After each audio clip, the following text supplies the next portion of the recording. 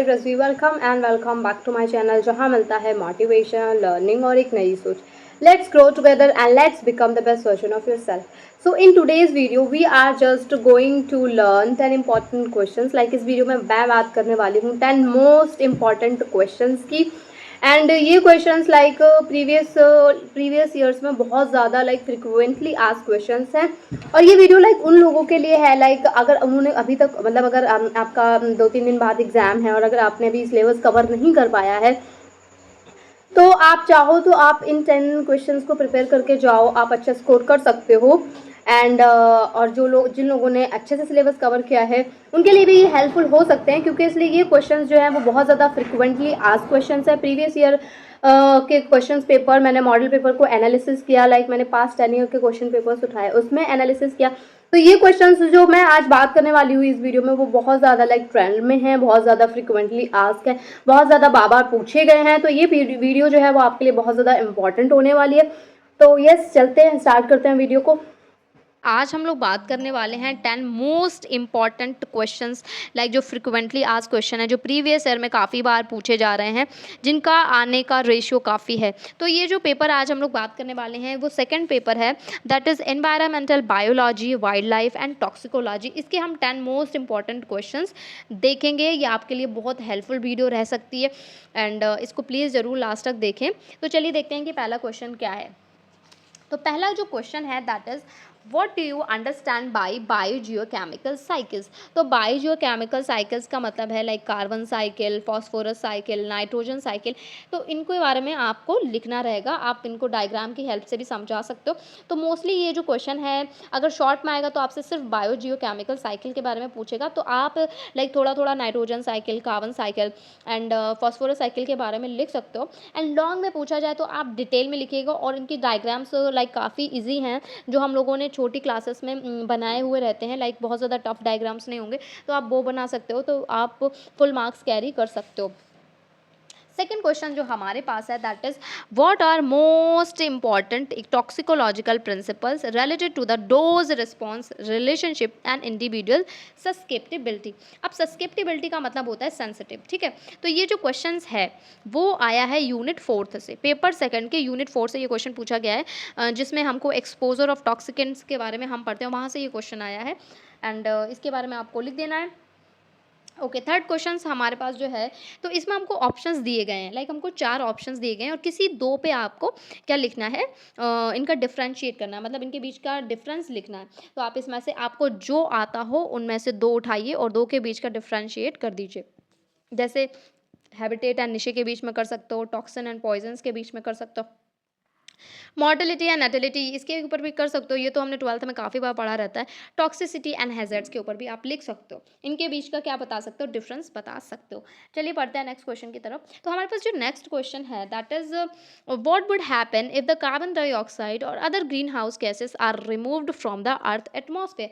ये कह रहे हैं कि क्या होगा अगर हमारे एटमॉस्फेयर से या फिर हमारी ग्रीन जो आपको पता ही है ना कि कार्बन डाइऑक्साइड क्या है, एक ग्रीन हाउस गैस है. तो अगर इनको रिमूव कर दिया जाए तो क्या ही होगा. तो आपको इसको डिटेल में लिखना है, क्या होगा, आपका क्या आंसर रहेगा वो आपको बहुत ज़्यादा डिटेल में लिखना रहेगा. ज़्यादातर ये क्वेश्चन जो है वो लॉन्ग टाइप आंसर में आता है, सेक्शन बी में देखने को मिलता है.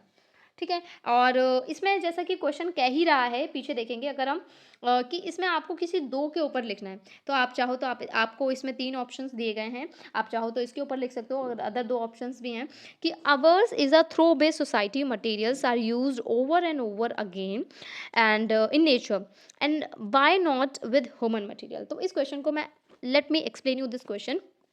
क्या पूछा गया है, मोस्टली स्टूडेंट्स इस टाइप के क्वेश्चंस में क्या होते हैं, कंफ्यूज हो जाते हैं, क्योंकि इसलिए उनको एग्जैक्ट समझ में नहीं आता है कि पूछा क्या जा रहा है. लेकिन लैंग्वेज के पीछे लाइक बहुत सिंपल चीज़ पूछ रहे होते हैं. तो इसका जो मतलब है कि हमें इंसान जैसे इसका ये मतलब हुआ है कि हम इंसान एक थ्रोवे सोसाइटी बन गए हैं. मतलब चीज़ों को एक बार यूज़ करके ईजिली फेंक देते हैं, जैसे कि plastics, bottles, polythene, electronic waste, clothes etcetera. लेकिन नेचर में ऐसा नहीं होता. नेचर में सब चीज़ें क्या होती हैं, रिसाइकिल होती हैं. लाइक पेड़ पौधे गिरते हैं, मिट्टी में मिक्स होकर न्यूट्रिएंट्स बन जाते हैं. तो ये यूज़ हो गया. डेड एनिमल्स, डिकम्पोजर्स, उन्हें तोड़कर सॉइल में न्यूट्रिएंट्स वापस कर देते हैं. Of course water cycle bar bar repeat होती है। तो क्वेश्चन ये पूछ रहा है कि अगर नेचर हर चीज़ को रीयूज रिसाइकिल करता है तो फिर हम ह्यूमंस अपने मटेरियल्स को रीयूज और रिसाइकिल क्यों नहीं करते। तो आपको अपना इसमें पॉइंट ऑफ व्यू रखना है कि क्यों नहीं करते हैं। सबका अपना अपना पॉइंट ऑफ व्यू है, आप अपना लिख सकते हो। तो आप चाहो तो अगर आप लाइक एग्जाम्स बहुत ज़्यादा क्लोज आ गए हैं तब आप पढ़ लो, तो आपको चाहिए कि आप इन 10 क्वेश्चंस के नोट्स बना लो। आपको कुछ टॉपिक्स के नोट्स तो मेरी लाइक वीडियोस में देखने को मिल जाएगा। आपको प्लेलिस्ट मैंने प्रोवाइड्स कर दी है। पेपर कोऑर्डिनेटर की मैंने अलग प्लेलिस्ट बना दी है एंड सेकंड पेपर की प्लेलिस्ट अलग ही जल्दी ही बन जाएगी, अभी बनी नहीं है लेकिन यस इट विल बी। तो ये जो क्वेश्चन है वो यूनिट सेकंड का है। यूनिट सेकंड जिसमें हमने ग्लोबल एनवायरनमेंट प्रॉब्लम्स के बारे में पढ़ते हैं, ये वहाँ से पूछा गया है। तो देखो ग्लोबल आपको नहीं समझ में आ रहा ना कि क्या पूछा गया, और इतना सिंपल है कि कहाँ से पूछा गया, तो वहाँ से आप लिख सकते हो। अगर हम सी वाला तो आपको देखो, एक ए वाला भी हमने देखा, अभी ये बी देखा, अब सी देखने जा रहे हैं। तो सी में क्या करना है, हमको 3 टर्म्स दिए गए हैं और इसके ऊपर हमको इन्वायरमेंटल टॉक्सिलॉजी, ये सब मतलब इन कॉन्सेप्ट्स को हमको क्या करना है, एक्सप्लेन करना है। लाइक बायो अक्यूमुलेशन क्या है, बायो कॉन्सेंट्रेशन क्या है, बायो मैग्निफिकेशन क्या है, इनको एक्सप्लेन करना है। ठीक है, ये यूनिट फोर्थ से पूछा गया है। यूनिट फोर्थ का नाम है that is toxic effects of xenobiotics. वहाँ से ये क्वेश्चन पूछा गया, आपको तीनों टर्म्स को एक्सप्लेन करना। तो आपके पास 3 ऑप्शन है और इसमें से 3 में से किसी 2 के ऊपर लाइक आपको शॉर्ट नोट लिखना है। तो इस टाइप के क्वेश्चन भी मोस्ट ऑफ द टाइम जो है वो लॉन्ग आंसर टाइप क्वेश्चन में पूछते हैं। एंड चलिए देखते हैं नेक्स्ट क्वेश्चन क्या है हमारे पास। तो नेक्स्ट जो हमारे पास क्वेश्चन है that is how do toxicants enter the human body. Like कैसे टॉक्सिकेंट्स जो हैं वो हमारी ह्यूमन बॉडी में एंटर करते हैं, आपको इसको एक्सप्लेन करना है। नेक्स्ट क्वेश्चन है what is population and explain basic forms of population growth curves. Population क्या है, उनके ग्रोथ कर्व्स होते हैं, उनको बना देंगे, डायग्राम्स बना देंगे और आप 3 पेज की थ्योरी लिख दीजिए और इसके डायग्राम्स लाइक 1 पेज में आ जाएंगे, 4 पेज का हो जाएगा और लॉन्ग आंसर आराम से बन जाएगा। नेक्स्ट हमारे पास क्वेश्चन है दैट इज क्लाइमेट चेंज क्या है, इसको डिस्क्राइब करो, इसके इम्पैक्ट क्या है, क्लाइमेट चेंज के क्या इम्पैक्ट होते हैं और इस with a note on its mitigation का मतलब होता है निगेटिव इफेक्ट, मतलब इसका क्या निगेटिव इफेक्ट पड़ता है, क्लाइमेट चेंज के बारे में पूछ रहे हैं, नेगेटिव इफेक्ट, ड्रॉबैक्स की बात हो रही है। ठीक है, आई होप आपको समझ में आया होगा। नेक्स्ट हमारे पास है explain genetic species and ecosystem biodiversity and what are the major causes that makes a species endangered. तो ये जो क्वेश्चन है वो यूनिट 3 से है दैट इज़ वाइल्ड लाइफ। तो आपको इसमें जेनेटिक स्पीसीज़ को बताना है, इकोसिस्टम बायोडाइवर्सिटी को बताना है और क्या ऐसे मेजर कारण हैं जो किसी भी स्पीसीज़ को क्या बना देती हैं, इंडेंजर्ड बना देती हैं। ओके, आपको समझ में आया। नेक्स्ट हमारे पास है 9th क्वेश्चन है एंड ये इस क्वेश्चन में आपको किसी 3 के ऊपर क्या करना है, शॉर्ट में इस टाइप के क्वेश्चन लाइक लिटरली मेरे तो फेवरेट है, I just love solve this type of questions क्योंकि इसलिए कुछ ना कुछ तो फंस ही जाता है, इतना कुछ पढ़ा होता है तो कुछ ना कुछ तो फंस ही जाता है।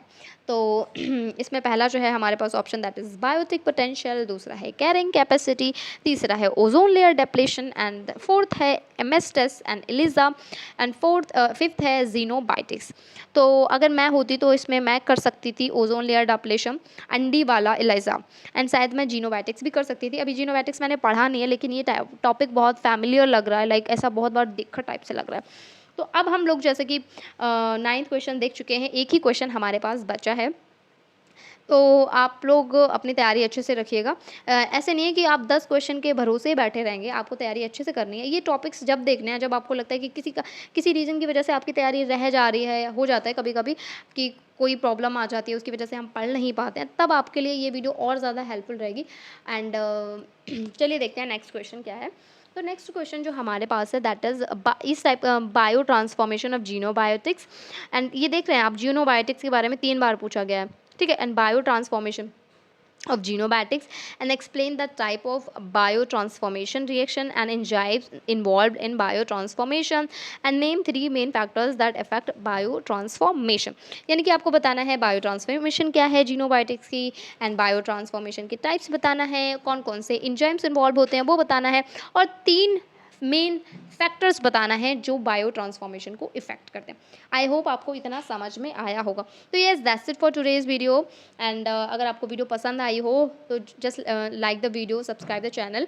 एंड अगर आपको और भी पेपर्स चाहिए हैं, just let me know in the comment section. आपको कोई भी नया टॉपिक चाहिए है, just let me know in the comment section. आपको नोट्स चाहिए, just let me know in the comment section, I will provide you.